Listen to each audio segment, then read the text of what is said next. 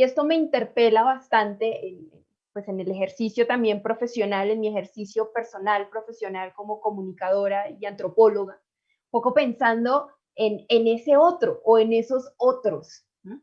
Y de qué manera esa lectura que yo estoy haciendo de un escenario, de un territorio, pues es totalmente distinta de la que hace ese otro que está allí, que es el que lo habita y que es el que está, digamos, jugando de local, si se quiere la expresión un poco más coloquial. Esto también mientras Andrés y Mariana hacían sus intervenciones, pensaba en una reflexión sobre, por ejemplo, la obra de Discurso y Poder, digamos que pensando un poco, si se quiere, también en las distintas formas o en los distintos mecanismos que puede tener la ideología y a través de los distintos discursos, de distintos formatos en los cuales se puede presentar.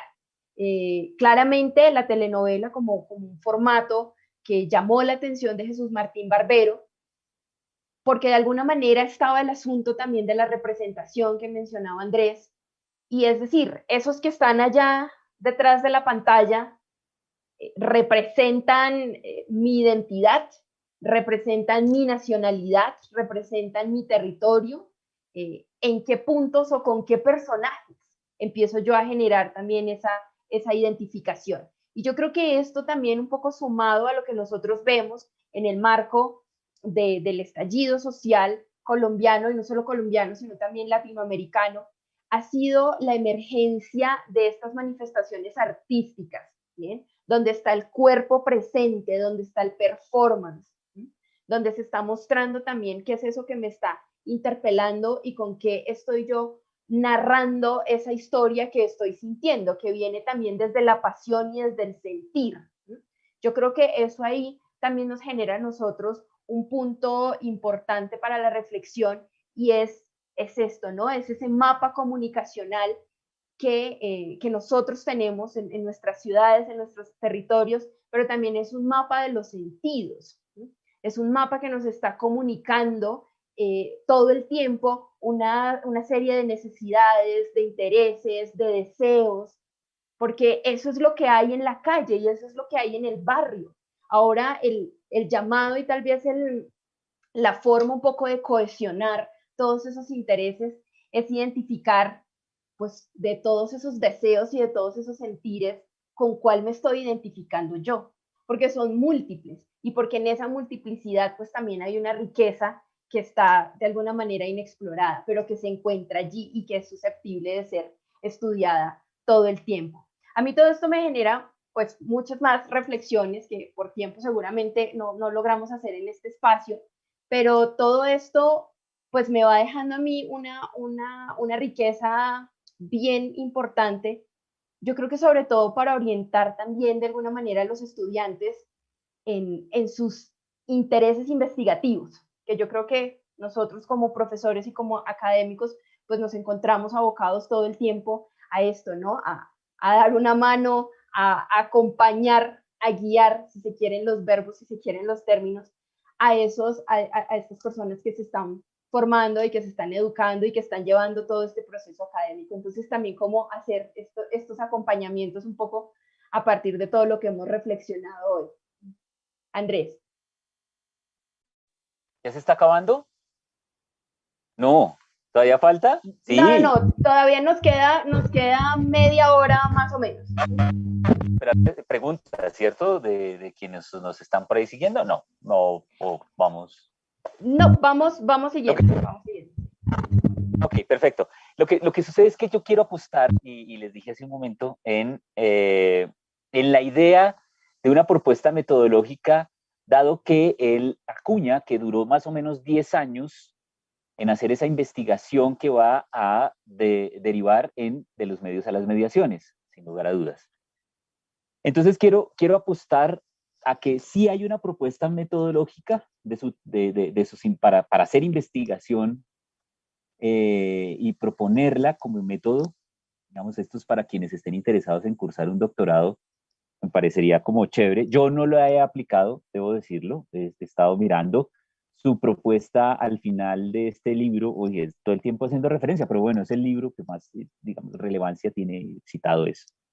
Él va a plantear entonces el mapa nocturno, ¿cierto? Va a plantear el mapa nocturno, a propósito de todo esto que nos acabas de decir, Flor.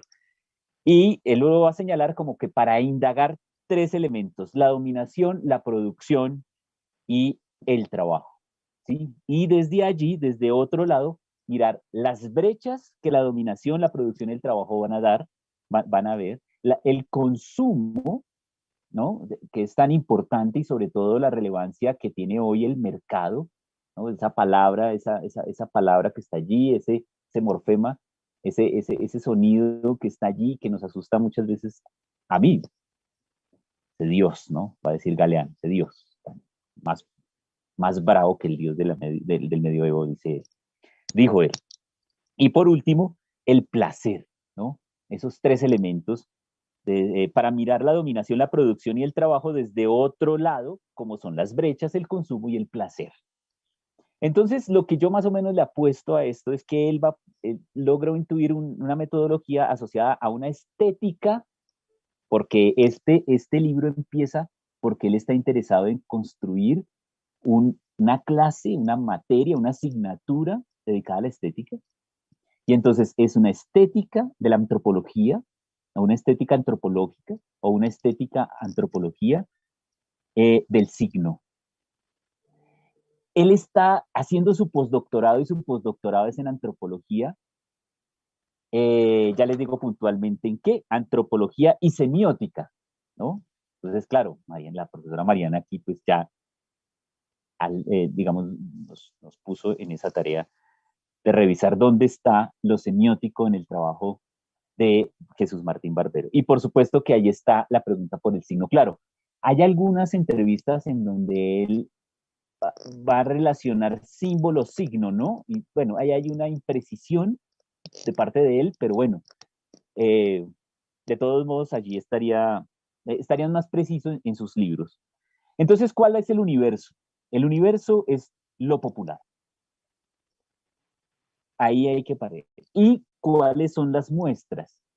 Las muestras serían el barrio, el graffiti, la música, sobre todo estas en donde resalta las mezclas, bueno, por eso va a enfrentar a Adorno con Benjamin, a propósito del punto de vista que tiene Adorno sobre el jazz, ¿no? Entonces, eh, para él Carlos Vives era como una expresión, para Jesús Martín Barbero, dicho públicamente, Carlos Vives era como, más allá si era un buen músico, mal cantante, buen cantante, qué sé yo, lograba hacer esas mezclas con los instrumentos, ¿no? Y traer rock con vallenato y mezclar esto con lo otro, etc. El graffiti, ¿no? El antimonumento, estas expresiones de lo popular que son tan contundentes. Por supuesto, en su relación con el consumo, en su relación con lo cotidiano y en su relación con los medios de comunicación. Pero no solamente los medios, entendidos estos como radio, televisión, internet, sino también los libros. Los libros, bueno, y si seguimos la idea de Foucault, no importa si están aquí metidos en esta... Artefacto, dispositivo. Sino libros, punto. Bibliotecas, etcétera. Entonces, pero hay algo, y en eso sí se nos fue dejándonos la deuda, y es la técnica para recolectar los datos. Y ahí sí nos dejó cojos.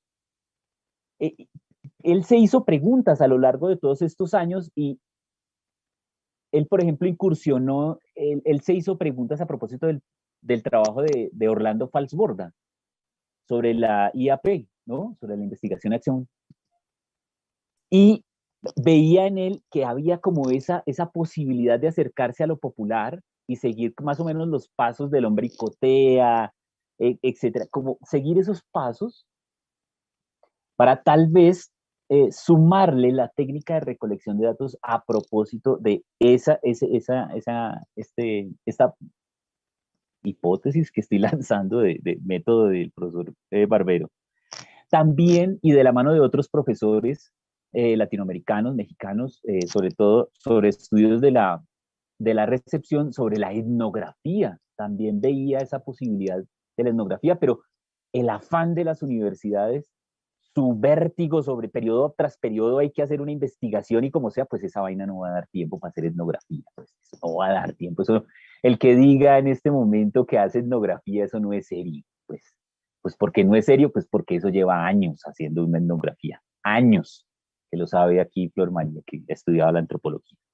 También incursionó en revisar los métodos de recolección de datos de la sociolingüística, a ver si por ahí también, o de la antropología estructural. Sus referencias a Claude Lévi-Strauss, pues por supuesto también están allí presentes. Yo creería que ese detalle, no menor, por cierto, le faltaría a este ejercicio. También estuvo mirando la educación y en eso, pues por supuesto, reconoció los años y la trayectoria en investigación en educación y de la infinidad de recursos para hacer la investigación, que las toma de la sociología, que las toma como de la antropología para hacer estudios, ¿no? Hasta de la misma filosofía, para hacer estudios de la educación. Entonces, porque reconocía que quienes iban a investigar la comunicación como un proceso en el ámbito de lo popular, era naciendo un campo de estudios. Y para mí es completamente claro que la comunicación no es una disciplina, y eso sí, a lo largo y ancho de sus textos, por favor, eso no es una disciplina, sino es un fenómeno que está aquí presente, y eso pues no podemos negar la influencia de personas en su trabajo, pasando por Michel Foucault, también pasó por él, y también pasó Humberto Eco. Claro que sí, sí, completamente de acuerdo, no es disciplina, es también campo, es campo para la construcción de conocimiento desde múltiples aristas. Y yo creo que yo creo que, y ya te doy la palabra, Mariana, antes de que se me vaya, esta idea era un poco entender que tal vez esa pregunta a la cual nos enfrentamos todos los comunicadores y comunicadoras en algún momento, y fue como, ¿y qué es lo que usted estudia? Comunicación. Ah, bueno, ¿y qué es eso? O sea, ¿qué es eso de la comunicación? Yo creo que Jesús Martín Barbero nos entregó varios elementos, varios insumos para ir dándole respuesta a esa pregunta, que además es inagotable, ¿no? Está en construcción todo el tiempo. Mariana, te escuchamos. Un paréntesis a mi intervención. Yo creo que definir comunicación es casi tan complejo como definir cultura. Es como tan amplio que eso sería tema de otra conversación. No, iba a agregar a la intervención del profe Andrés, y es que efectivamente Jesús Martín Barbero contribuye notablemente a la investigación social, esa que se analiza desde la investigación de acción participativa de Falsborda, desde los fenómenos sociales, incluso a la investigación-acción, todo el tema de la educación. Digamos, la investigación social busca efectivamente basar todos sus estudios en eso que acaba de decir el profe, y cómo esta metodología hoy en día, yo creo que es algo que todos los investigadores de esta línea hemos pensado, considerado en algún momento, y es que nosotros en este sistema de métricas actuales a veces nos vemos como con esa crítica, ¿no? Porque la investigación social no es medible, no es cuantificable, y nuestro sistema de investigación, nuestro sistema obviamente de métricas, intenta medir cómo tú mides los fenómenos, cómo tú mides efectivamente si una investigación llevó o no llevó desarrollo a una comunidad, cómo tú mides que la interpretación que yo hago de esa urbe, de ese graffiti, de esa etnia, de ese, no sé, de esa condición, de ese fenómeno, es realmente la interpretación apropiada y correcta a lo que yo entiendo de la interpretación de esa comunidad, sabiendo que la interpretación de esa comunidad como audiencia se basa también en lo que recibe y en lo que consume, ¿sí? Lo que consumen, aquí vendríamos a determinar si lo que consumo me define y cómo como investigador social yo analizo eso que define al otro. Entonces la investigación social, obviamente aquí hay una mediación bastante fuerte para entender la investigación social y que pues nosotros, yo creo que a través de nuestras obras, de lo que escribimos, de lo que publicamos, intentamos, digamos, como que acercarnos a esas aproximaciones, a esas interpretaciones de lo que representa efectivamente esos fenómenos en la sociedad. Y es justamente Jesús Martín Barbero quien nos ubica y nos devuelve el contexto. La respuesta está en el contexto. Mire el contexto, devuélvete a la realidad, al entorno. Pues el entorno tiene múltiples miradas, lecturas, signos, símbolos, ¿no? No es lo mismo analizar una familia no sé, de Ciudad Bolívar, a analizar una familia, por ejemplo, no sé, de un barrio como un barrio X en la ciudad de Barranquilla o un barrio X en la ciudad de Medellín. Hay condiciones de contexto que si lo queremos ver desde Barbero, Barbero lo toma obviamente desde otros autores, pues es bastante complejo, ¿no? Hay que, como diría Derrida, hay que deconstruir para volver a construir y también entenderlo desde el mundo de la vida, ¿no? De Jürgen Habermas, entender efectivamente todo eso que gira alrededor de esas comunidades o de esos contextos para poder encontrar cuáles son las mediaciones que nos ubican en lo local y qué es eso local que nos permite entender lo popular y por lo popular entender la cultura popular y por la cultura popular la sabiduría popular, que son cosas completamente distintas, que van en línea, pero que son distintas, ¿no? Y que también de una u otra manera permiten entender la posmodernidad que tanto caracterizó a Barbero, ¿no? Barbero se caracterizó por ser un posmodernista, ¿no? Entendiendo, obviamente, todo lo que esto implica. Entonces, nada, yo quería como también traer este tema a la discusión. Y yo creo que justamente ahí viene a colación también, pues ese oficio de cartógrafo, es decir, es ese quehacer constante en la disciplina en la que sea que nosotros nos encontremos, porque yo creo que finalmente como comunicadores y como comunicadoras, pues estamos en un constante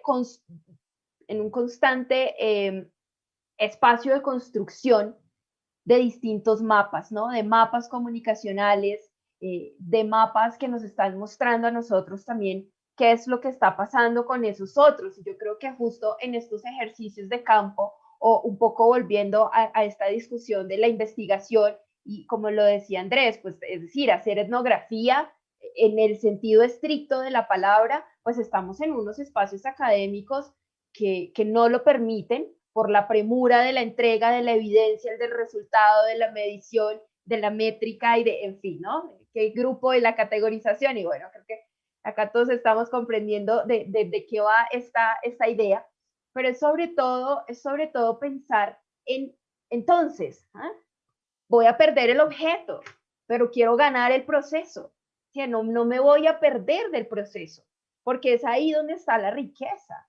¿No? Y es otra vez entender entonces que la comunicación no empieza en el emisor, la comunicación empieza en otro lugar, la comunicación empieza en los territorios, la comunicación empieza en la calle, la comunicación empieza en el aula, empieza en distintos lugares y va teniendo unas dimensiones cada vez más complejas y más ricas. Entonces yo creo que ahí viene pues también toda esta idea de cómo nosotros vamos construyendo y le vamos dando un orden en medio del caos, porque yo creo que de eso se trata también y es un poco esa la clave para ir entendiendo todos estos procesos. Y es que esas miradas que nosotros vamos teniendo también de esos procesos y esos fenómenos a los cuales nos aproximamos desde la academia, pues es necesario centrarnos en el proceso, es necesario centrarnos en lo que vamos haciendo y en lo que vamos encontrando, más allá, por supuesto, muchísimo más allá del resultado y de la medición, definitivamente. Iba a agregar algo rápidamente antes de que el profe Andrés, si me lo permite, algo breve. Sí. Listo. Dale, Eh, Mariana. los, ese estudio también no podemos dejar de ubicarlo desde lo virtual, que es ahora, en este momento, nuestra cotidianidad. Nuestros entornos a veces, muchos de nuestros entornos ya migraron desde el contexto tradicional hasta el contexto virtual. Entonces ya los chicos no se reúnen en el parque, sino que se reúnen en un Meet. Ya no se reúnen en una casa, sino que se reúnen a través de una red social. Ya no consumen efectivamente la telenovela desde el televisor en la programación habitual, sino desde Netflix o desde otras plataformas de streaming. O sea, eso también ya es una lectura bastante importante de la percepción que debemos tener de la recepción o de el rol del receptor en esas mediaciones. Absolutamente, absolutamente. Andrés. Me puso otra vez a cacharrear porque iba a reaccionar sobre el mapa nocturno y el cartógrafo mestizo. Y, pero ahora que anuncias lo virtual, pues es que ahí yo tengo mis reservas y tiene que ver con ese optimismo. Ese optimismo y encuentro razón en las palabras del profesor Barbero cuando dice que estos procesos de comunicación, ¿sí? Significa romper con la seguridad, dice el mismo profesor, que proporcionaba la reducción de la problemática de comunicación a la de las tecnologías. Es decir, no podemos reducir los procesos de comunicación a estas cosas. A estas cosas. Esto lo que hay, esto es técnica. ¿Sí? Esto es técnica. ¿Qué reemplazamos? El tablero por una cosa aquí que podemos dibujar y hacer, se pone más sofisticada, pero igual la forma en la que está presente el proceso de comunicación para transferir los contenidos de un concepto, por ejemplo, ecuación, el concepto de ecuación, pues tendrán que seguir siendo lo mismo, pero que yo pretenda trasladar del escenario académico formal argumentativo al escenario mediático, ahí la cosa ya no me funciona.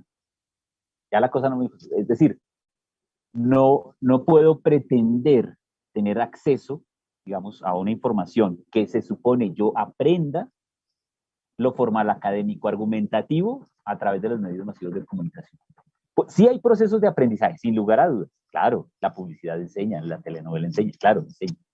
Ratifica estereotipos, difunde los valores de la burguesía, como le diría el etcétera. O sea, es claro, está ahí, está presente.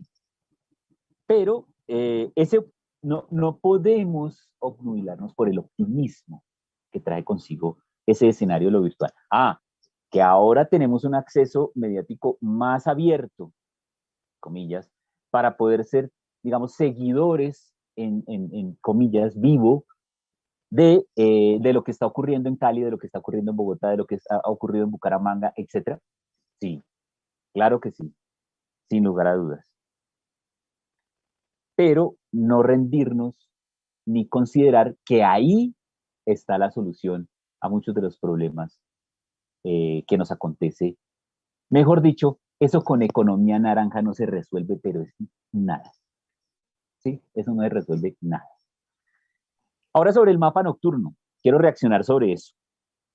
Y el mismo Barbero, y siguiéndolo a él, dice, no, un mapa nocturno, pero no para la fuga. Y yo siento que por ahí, y me gusta mucho enlazar la idea que dio origen al trabajo de Michel Foucault sobre iluminar aquellos lugares que no están iluminados.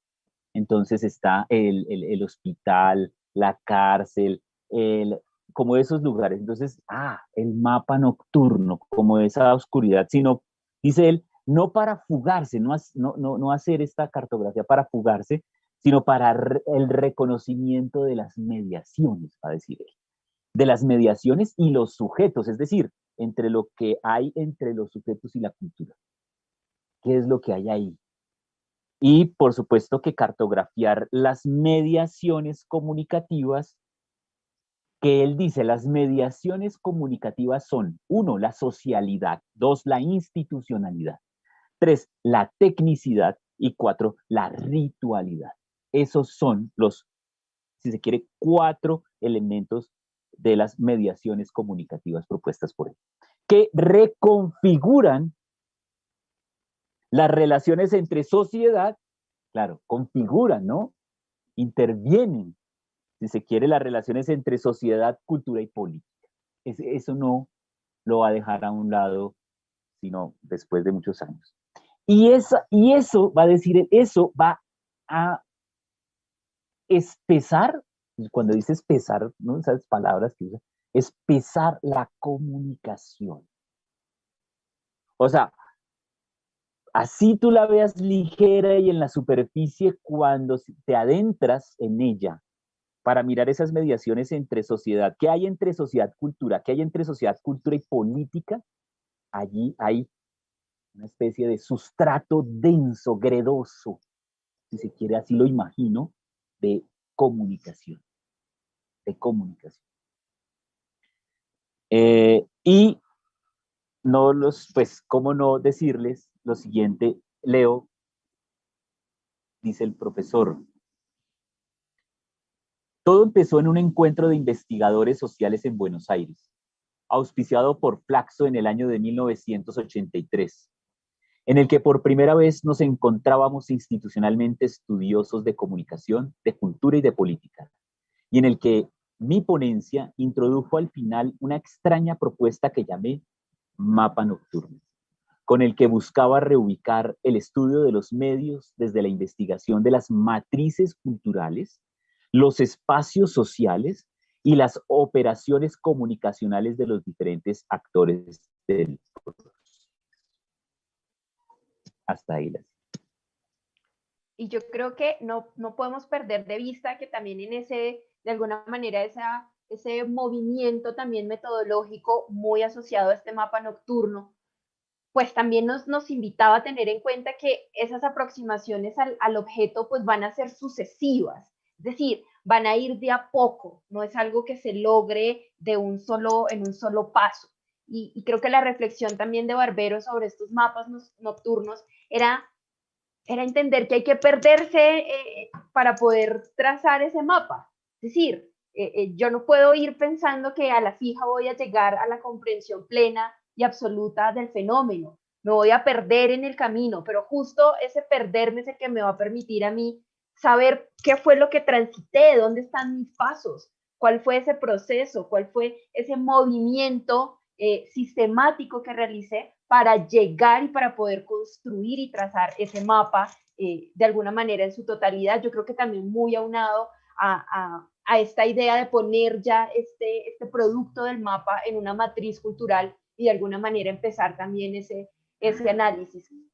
Otra cosa que me parece de ahí muy clave es entender también la necesidad que tenemos de pensar y de darle una historia y un contexto a las categorías desde las cuales nosotros nos estamos pensando y a las categorías desde las cuales nosotros pensamos también esos fenómenos culturales que son de nuestro interés, llámese una protesta, llámese de alguna manera también la calle, el graffiti, digamos, el monumento, en fin. Entonces yo creo que hay que también agudizar esta mirada sobre esas categorías y sobre cómo nos definen o cómo definimos también a esos otros. Bien. Bueno, nuestro tiempo ya se está agotando, entonces vamos a hacer una intervención más.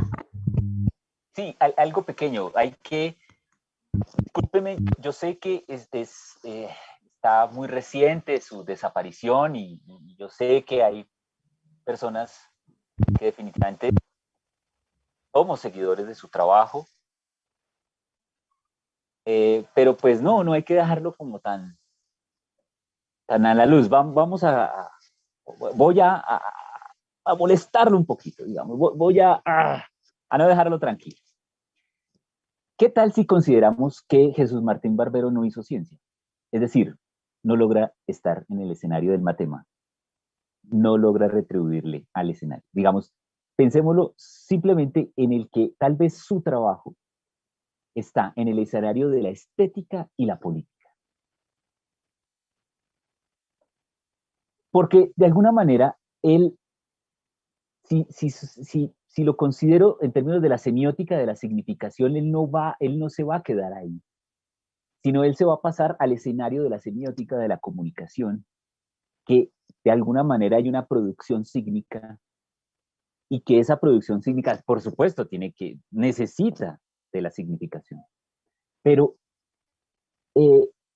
como muchos otros, como le pasa a Theun Van Dyck, como lo conocemos popularmente, él también se va a mover de ese lugar para hacer estos estudios, y unos estudios que van a ser usados para alimentar, fomentar el espíritu político, la política y la democracia en la nación.